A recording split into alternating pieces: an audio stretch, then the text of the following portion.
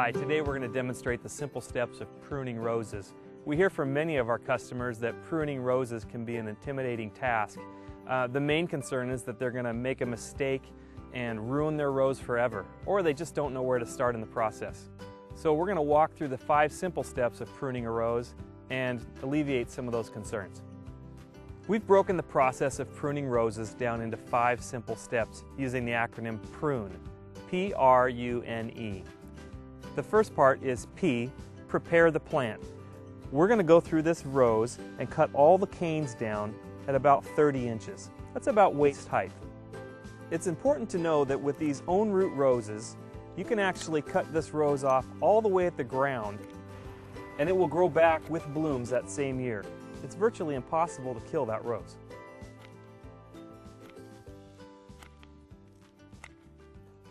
So the reason we cut all of these canes back to 30 inches is so that we can get a good understanding of what's going on with the plant.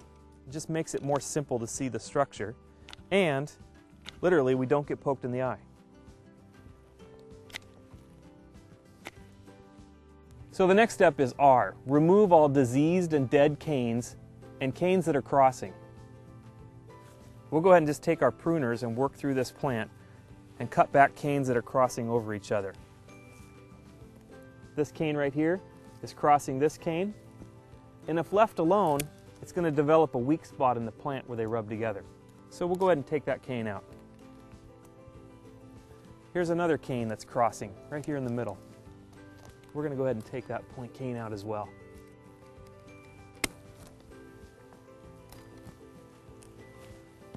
Now sometimes I like to use my long-handled pruners to get inside the plant. It just makes it less of ability to get scratched and poked. Now, there's a large cane right here in the center, and this will make a lot of people very nervous. They're concerned that they're going to make a mistake and kill this rose, and what's it going to look like?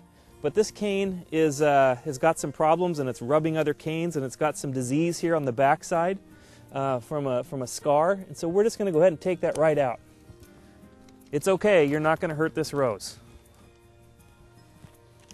So as you can see, this is some disease coming up the cane here. If left alone, it's going to cause a problem, so we just go ahead and cut that right out.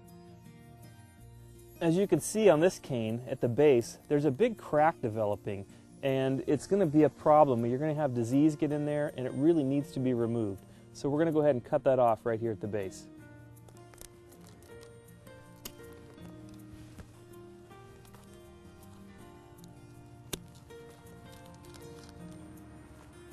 As you can see, there's a lot going on in the front of this rose bush. There's a number of canes that are crossing, and it's somewhat of a jumbled up mess. That leads us to our next point of U, understand your plant. What type of rose do you have, and what do you want it to look like this summer? Do you have a hybrid tea? Do you want long-stemmed cut flowers, or do you have more of a shrub and you want a nice mound of many blooms throughout the summer? We'll take that into consideration here as we cut. As you can see, we've removed a lot of canes out of this rose bush, and it's starting to thin out, and you might be considering stopping at this point. But the important thing is you need to keep going. There's still room to be pruned in this bush. We're going to actually take this down to about 6 canes. What that will do is promote suckering from the roots here, and on an own root rose, that's great. It's the same rose coming up and rejuvenating itself, and it'll be a very healthy plant this summer. So let's work on.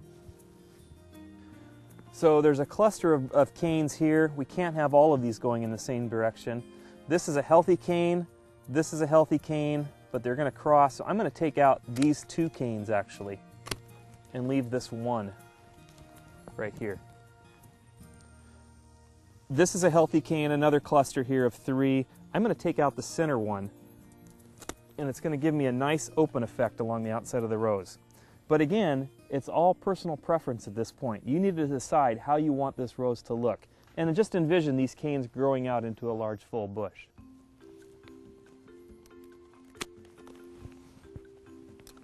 Here on the inside, we've got some spindly canes.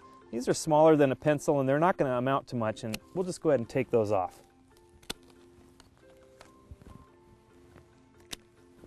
And here I have 2 fighting each other. This one's healthier, this one's just a little older, so it's going to go. Now, as we work against our backdrop here, it reminds me of a good point.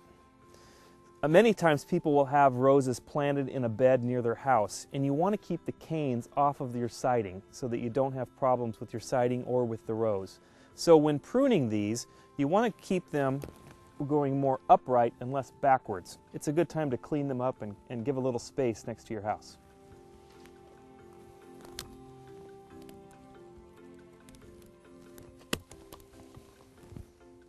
I have two nice sized canes right here, but as you can see right here, they're beginning to rub into each other, so one of them's got to go. We can't leave them both. Now this one is a little more straight and to the back and in the direction I like, so we're going to leave that one, and the other one we're going to take out.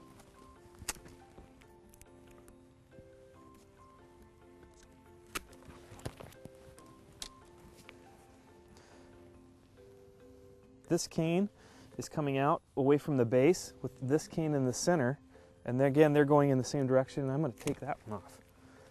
What I like about that is the base of the plant is widening out and opening up, and it's going to give us a good structure for this shrub rose. This is a small cane kind of going along the ground. I don't like how that's going to end up. I'm going to take that out as well.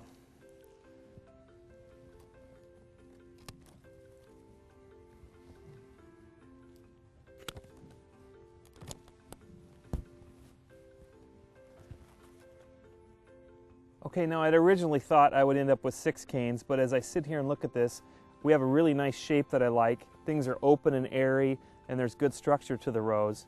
And so I'm going to stop here. We're going to go ahead and take these canes back down to a uniform height of about 16 inches. That's a pretty hard prune, and if you don't feel comfortable with that, you can leave them at a height of 24 inches. Okay, so as we're taking these canes back down to 16 inches or 24 inches, whatever you desire, we're going to make a cut right above a bud. This red swelling spot right here is a bud, and we're going to make a cut about 1/4 of an inch right above that. Now, it doesn't matter if that's outward facing or whatever direction it is, that bud's going to go straight up. It's a good place to make a cut. We're going to do that on all the canes now.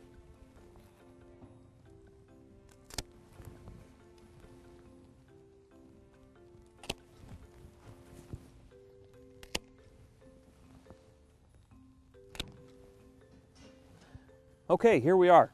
We're all cut down to height, thinned out, and that leads us to our next step.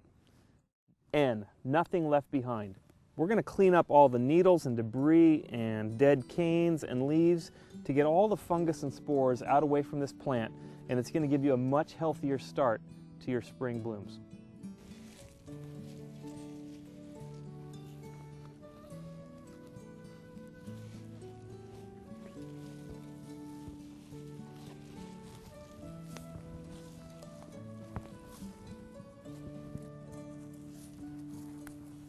I'll go ahead and take a rake, and I'm going to rake out a lot of these leaves and turn the compost over. It's important when doing this to be careful around the base of the plant. There is some buds on the base of these canes that will generate into new canes, and we don't want to damage those. So we'll be a little bit careful as we work inside the plant and ultimately get this all cleaned up. Okay, all of our canes are cut back, the base is completely cleaned up, and that leads us to our final point, E.